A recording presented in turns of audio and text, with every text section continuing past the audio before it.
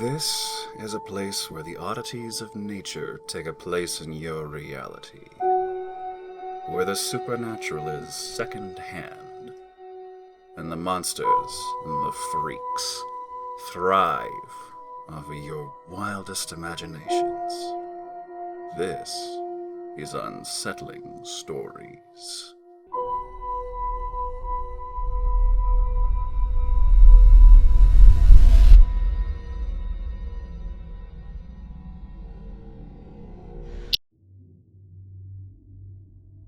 About 10 years ago, I dated a masseuse named Valerie.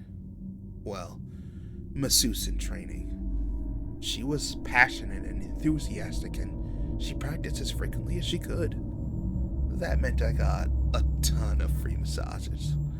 Obviously, since we were a couple, those massages would escalate and turn into the usual thing couples do. But it was only after she felt she had gotten a good practice session. After one of our sessions, looked a little confused, but also relieved. I asked her what was up. She told me the sore she had inside of her mouth didn't hurt anymore. We talked about those things before.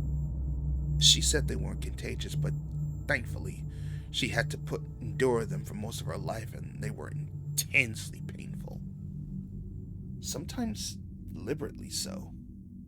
Doctors prescribed an ointment for her to put on them when the outbreaks occurred, but they barely took the edge off. Plus, she was deeply attached to the ideas of natural healing and homeopathy and all that, so she was very, very rarely used the medication. But that night, for the first time in a while, I could tell she wasn't powering through the pain. She genuinely felt good and had no idea why. Her pain, of course, returned a few hours later. As always, she did her best to ignore it, though. Fast forward a couple days later, another massage, another occasion for sexy times. Midway through, she stopped kissing me and exclaimed, "That's it!" I didn't know what she was talking about. She rolled off of me and stuck her finger in my mouth. Not really sure what the hell was going on. I just sat up on the bed and let her do whatever she was doing. She pulled her wet finger from her mouth and stuck it in her own. I saw her rubbing the inside of her cheek. Her face brightened as she informed me with complete certainty that my saliva was taking away her pain. I laughed and said something encouraging despite thinking she was crazy. And then she hopped back on me and I completely forgot everything she said. The next day, I was lying face down on her massage table. She was doing her usual outstanding work while I was staring down at the floor through that little padded hole where one's face goes. Then, without any warning, there was a blinding pain in my head, and I passed out. I have no idea how long I was unconscious, but when I came to, I tried to get up, but I was completely immobilized. I couldn't turn my head or lift my arms. It felt like I was taped to the table. Not only that, but there was something metal in my mouth. I couldn't close my jaw or even dislodge the thing with my tongue. I yelled around it, and Valerie, who apparently was standing right next to me, simply just said, "Shh." I saw her hand and arm appear in front of my downturned face. She held a small glass baking dish, which she placed on the floor under my mouth. "I'm sorry if the speculum is uncomfortable," she said. At the mere mention of the word, I gagged. A thin column of saliva drooled from my gaping maw and landed inside the glass container. She reached under and gathered a dollop and fluid onto her fingertip. Her hand disappeared from my field of view, but I knew what she was doing. I heard her moan with relief. "I'm not sure how long I'll keep you here," she informed me, "but don't be loud." In response, I obviously yelled, but then a hideously sharp pain erupted on my lower back, right around my left kidney. "That was a 3-inch long pin," Valerie said. please don't scream anymore. I don't like hurting people." I quickly shut up. As the hours went by, the bottom of the pan grew slick with a cloudy puddle of my saliva. I heard Valerie walking around the house, doing laundry, washing dishes, basic everyday activity. The clatter of pots and pans told me it was almost dinner time, and I was ravenous. I estimated it had to have been at least 24 hours since I had any food. Glorious aromas wafted from the kitchen as she cooked. My salivary glands went into overdrive and I drizzled their secretions onto the waiting container.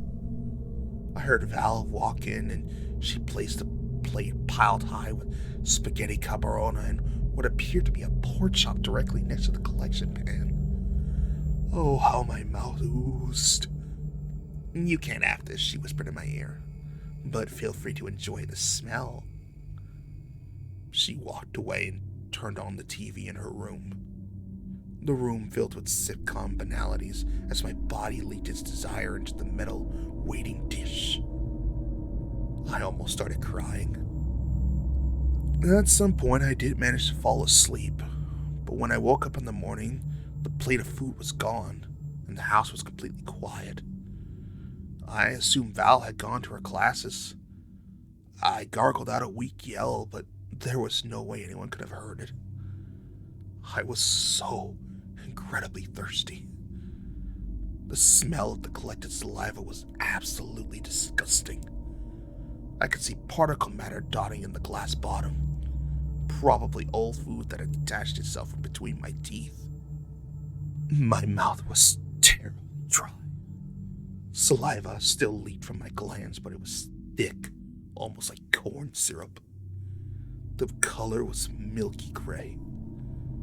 When it hit the stuff that was already in the pan, it separated like salad dressing. Oily liquid swirled to the top. I couldn't believe how much I had produced over the last couple of days.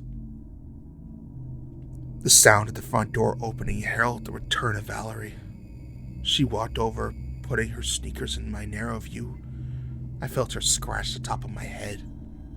"You doing okay?" she asked, sounding genuinely concerned. I muttered something obscene from around the speculum. She bent down and picked up the pan. Saliva sloshed thickly against the sides. "I'm going to let you go today," Val informed me. I managed to choke out a sigh of relief. I saw a knife for a second. I was certain she was about to cut my throat instead.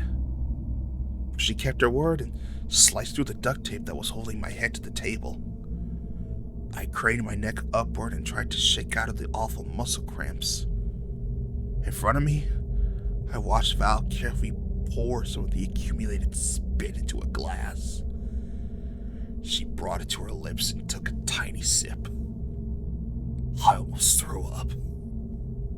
She didn't swallow it right away, of course.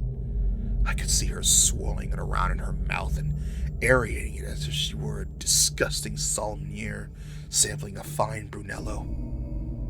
She smiled at me as she swallowed. Val reached into her purse and pulled out a small handgun. Of course she had a fucking gun. And I didn't move. She calmly told me she was about to cut me loose, but if I ran before she could talk to me, she'd shoot me. I nodded. She cut the tape away, and I was suddenly self-conscious as the smell of my old spit was replaced by the ammonia odor of when I pissed myself about those 2 times. "Oh, don't worry about it," she whispered. After everything was cut away, she apologized in advance for pulling the tape off of my head to unsecure the speculum, still violating my mouth. Chunks of hair came with the tape and I winced. I let the metal instrument drop to the ground. My jaw had felt like I'd been pummeled by a prize fighter.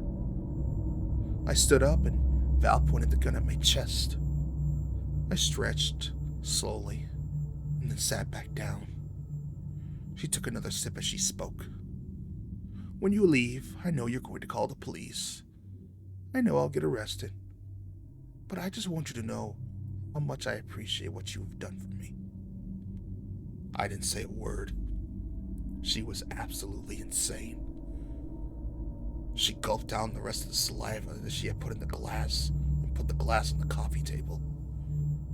The pan still had about 75% left. You can go, she told me. I grabbed my car keys from the table and I left. As soon as I closed the door to her apartment, I sprinted as quickly as my cramped legs would allow, and I got into my car and drove away.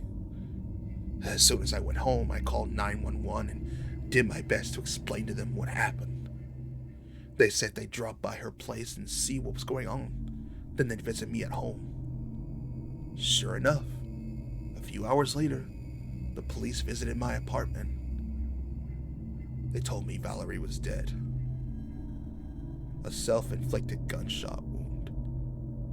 She left a note, but all it said was, "You'll understand soon enough." A year later, I started getting the sores in my mouth. The pain really was indescribable. They'd last a couple of days before bursting, then they would heal, but then about 2 weeks later they'd just be back again. I was missing work because I couldn't breathe through my mouth without searing agony. The doctors gave me some awful tasting ointment to put on them, but it might as well just been water. Nothing ever worked. I really didn't want to, but I just started sleeping around. Men, women, it didn't matter. Partner after partner crossed my bed. But then finally, I found one. Then another. And then another. And now, about 7 years later, they're up to a gallon of production per day. The flavor did take some used to. But hey, the taste of medicine doesn't matter much when it actually works. The trick, of course, I learned, was to keep my producers hydrated and fed just enough so the quality doesn't drop off. Early on, my little cows, that's what I call them, used to be pretty boisterous in the mornings when I went to collect their milk. But they've calmed down now and over the years. I just hope they know how much I appreciate them. Deep down, I bet they do.